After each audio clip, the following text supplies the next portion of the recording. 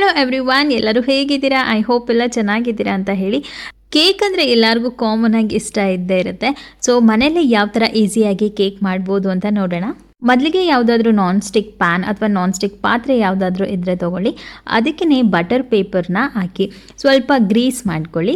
ಮೊದಲು ಎಣ್ಣೆ ಹಾಕಿ ಅದ್ರ ಮೇಲೆ ಬಟರ್ ಪೇಪರ್ ಹಾಕಿ ಮತ್ತೆ ಇನ್ನೊಂದ್ಸಲ ಗ್ರೀಸ್ ಮಾಡಿ. ಅದಾದಮೇಲೆ ನಾನಿಲ್ಲಿ 3 ಥರ ಬಿಸ್ಕೆಟ್ ತೊಗೊಂಡಿದ್ದೀನಿ. ಆದಷ್ಟು ಚಾಕ್ಲೇಟ್ ಫ್ಲೇವರ್ ಇರೋ ಬಿಸ್ಕೆಟ್ನ ತೊಗೊಳ್ಳಿ. ಅದಾದಮೇಲೆ ಇದನ್ನು ಫೈನ್ ಪೌಡರ್ನ ಮಾಡ್ಕೋಬೇಕಾಗತ್ತೆ.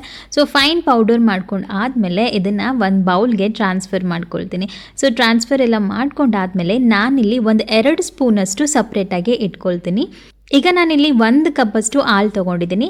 ಬಟ್ ಒಂದೇ ಸಲ ಹಾಲನ್ನು ಹಾಕೋಬೇಡಿ, ಸ್ವಲ್ಪ ಸ್ವಲ್ಪ ಹಾಲನ್ನು ಆ್ಯಡ್ ಮಾಡ್ಕೊಳ್ತಾ ಹೋಗಿ. ಆ್ಯಂಡ್ ಜೊತೆಗೆ ನಾನಿಲ್ಲಿ 1 ಈನೋನ ಯೂಸ್ ಮಾಡ್ಕೊಂಡಿದ್ದೀನಿ. ಈನೋ ಹಾಕಿದ್ಮೇಲೆ ಒಂದ್ಸಲ ಮಿಕ್ಸ್ ಮಾಡಿ 1-2 ನಿಮಿಷ ಹಾಗೇನೆ ಬಿಡಿ.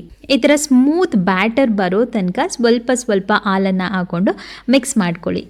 ಅದಾದಮೇಲೆ ನಾವು ಏನು ಪಾತ್ರೆನ ಗ್ರೀಸ್ ಮಾಡಿ ಇಟ್ಕೊಂಡಿದ್ವಿ ಅದಕ್ಕೆ ನಾನೀಗ ಬ್ಯಾಟರ್ನ ಹಾಕ್ಕೊಳ್ತಾ ಇದ್ದೀನಿ.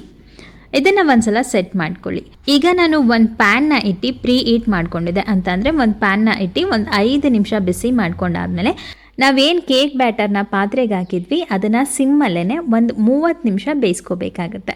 ಈಗ ಕೇಕ್ ಬೇಸ್ ರೆಡಿ ಆಗಿದೆ. ಇದು ಕೂಲ್ ಆದಮೇಲೆ ಒಂದು ಚಾಕು ಸಹಾಯದಿಂದ ಇದನ್ನು ತೆಗಿಬೇಕಾಗತ್ತೆ.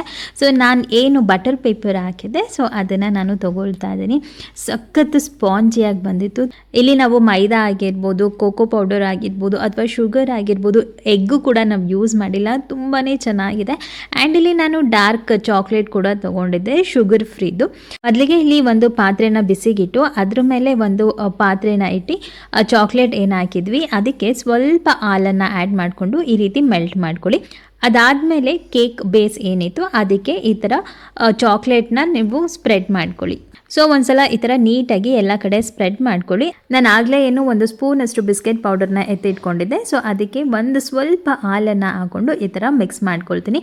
ಸೊ ಈ ಥರ ಹಿಟ್ಟಾಗಿರೋದನ್ನು ನಾನು ಸಣ್ಣ ಸಣ್ಣ ಬಾಲ್ ಆಗಿ ಮಾಡ್ಕೊಳ್ತೀನಿ. ಅದಾದಮೇಲೆ ನಾನು ಡೆಕೋರೇಷನ್ಗೆ ಅಂತ ಗೋಡಂಬಿನ ನಾನು ತೊಗೊಂಡಿದ್ದೀನಿ. ಸಣ್ಣ ಸಣ್ಣ ಪೀಸಸ್ ಆಗಿ ನಾನು ಮಾಡ್ಕೊಂಡಿದ್ದೆ. ಸೊ ಅದನ್ನು ಕೇಕ್ ಮೇಲೆ ಸ್ಪ್ರೆಡ್ ಮಾಡ್ಕೊಳ್ತೀನಿ. ಜೊತೆಗೆ ನಾನು ಏನು ಬಾಲ್ ರೆಡಿ ಮಾಡ್ಕೊಂಡಿದ್ದೆ ಸೊ ಅದನ್ನು ನಾನು ಈ ರೀತಿ ಡೆಕೋರ್ ಮಾಡ್ಕೊಳ್ತೀನಿ. ಮಕ್ಕಳಿಗೆ ಈ ಥರ ಡೆಕೋರ್ ಮಾಡಿ ಕೊಟ್ಟರೆ ತುಂಬ ಇಷ್ಟಪಟ್ಟು ತಿಂತಾರೆ. ನೋಡೋದಕ್ಕೂ ಚೆನ್ನಾಗಿರುತ್ತಲ್ವ. ತುಂಬಾ ಈಸಿಯಾಗಿ ಮನೇಲೇ ನಾವು ಕೇಕ್ ಮಾಡ್ಬೋದು.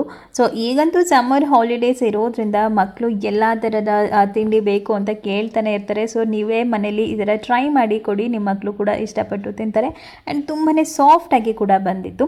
ಆ್ಯಂಡ್ ಈ ವಿಡಿಯೋ ಏನಾದರೂ ಇಷ್ಟ ಆಯಿತು ಅಂತಂದರೆ ಪ್ಲೀಸ್ ಕಮೆಂಟ್ ಮಾಡಿ, ಹಾಗೆಯೇ ಸಬ್ಸ್ಕ್ರೈಬ್ ಮಾಡ್ಕೊಳ್ಳಿ, ಜೊತೆಗೆ ಲೈಕ್ ಮಾಡಿ. ನೀವೇನಾದರೂ ಟ್ರೈ ಮಾಡಿದ್ರೆ ಟೇಸ್ಟ್ ಹೇಗಿತ್ತು ಅಂತ ಕಮೆಂಟ್ ಮಾಡಿ. ಮತ್ತೊಂದು ವಿಡಿಯೋದಲ್ಲಿ ನಾನು ನಿಮಗೆ ಸಿಗ್ತೀನಿ. ಅಲ್ಲಿ ತನಕ ಟೇಕ್ ಕೇರ್ ಆ್ಯಂಡ್ ಬಾಯ್.